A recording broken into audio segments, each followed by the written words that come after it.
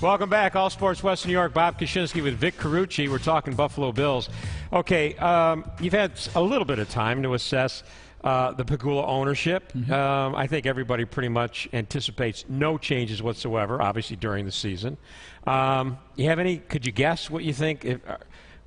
Are they going to bring in, do you think they'll bring in a football guy to assess this team? I mean, I think they're going to look at everything. I would sense that the way they've operated, just going by their operation of the Sabres, and the way I've seen other new owners come in. I went through an ownership transition when I was working with the Cleveland Browns. This is how it's done. You get a lot of consultation. Some you invite, and some just comes to you unsolicited. And especially in the National Football League, I think much more than the NHL. The NFL, very hands-on in terms of a new owner coming in and offering the guidance that the league wants to have a certain standard, a level of quality assurance, etc.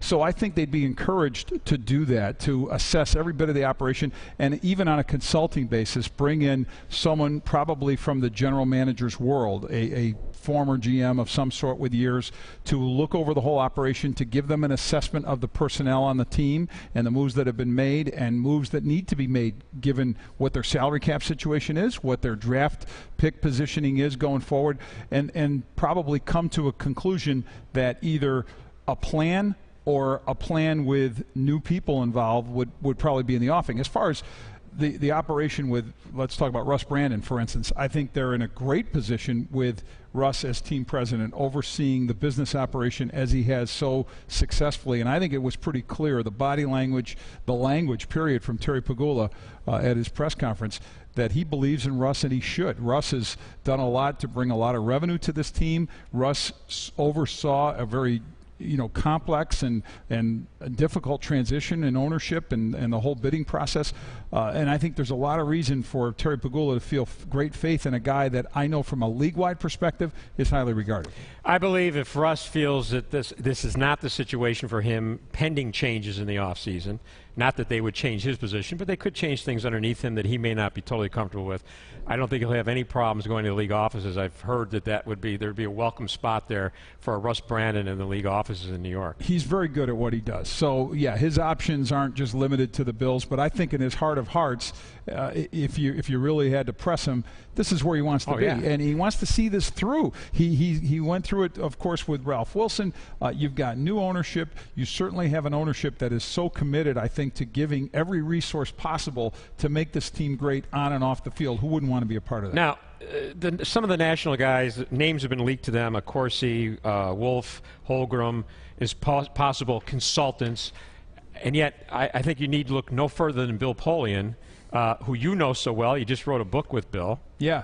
I think that it's a logical thought that Bill Polian, and when he was in town for a book signing tour that we did locally, almost to a person, people would come up. They'd do two things. They'd go up to Bill and say, "We want you back." Then they'd walk over to me and say, "We're glad you're back." And that's how people are. You're like family to everybody. I didn't know I had so many relatives in Western New York.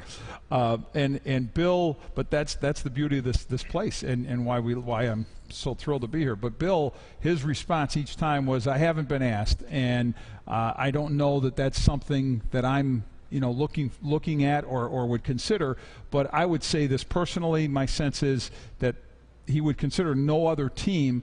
But I think another factor that comes into this and possibly complicates it is now that he has been nominated for the Pro Football Hall of Fame. He's got an extremely good chance of being inducted when, and I'm part of this voting process, on January 31st in Arizona, the day before the Super Bowl.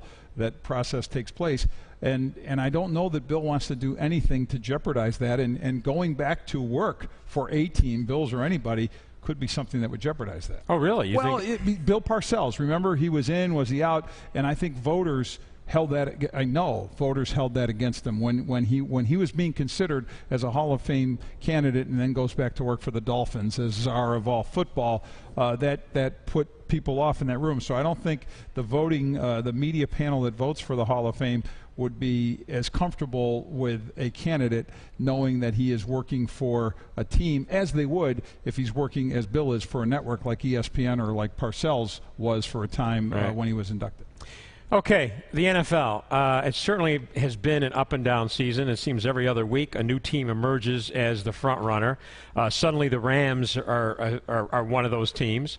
We've already talked about how Denver has slipped, how New England has risen. Defending Super Bowl champs, the Seahawks look very average suddenly after opening the season in such a dominating fashion. The question is why, Vic? Why is the league so equal? Well, I think it goes back to a point we discussed earlier about some of this limited work that in preparation that teams have had to get their teams ready. That's part of it. And limitations there don't allow, I think, teams that are a little younger, that are introducing new coaches, new systems, new schemes, the full amount of time to get to where they want to be. But that doesn't explain everything. I think there's also something to be said for the true parity that the business model of the league was designed to create. Free agency and the movement of players after that 4-year period, which is, reasonably rampant. I think teams have gotten better at keeping their own before they hit the free agent market, but there are others that move around.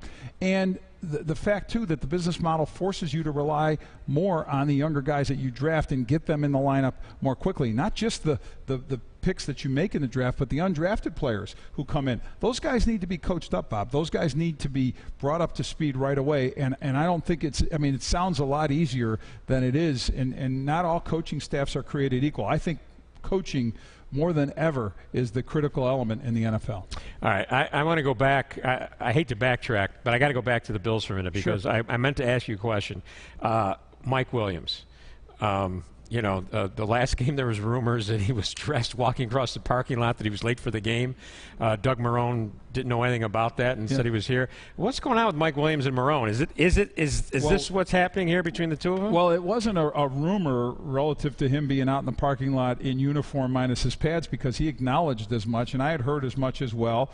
He says it's part of a ritual, a pregame thing where he goes out and likes to kind of mingle with the fans before, and I think it is kind of cool. A player comes out in uniform, hey, how you doing? And he's a Buffalo guy. I'm sure there's probably some local friends and family there that he wants to see. But yeah, he acknowledged that was the case. As far as the relationship with Marrone, they go back to Syracuse. There was some friction there.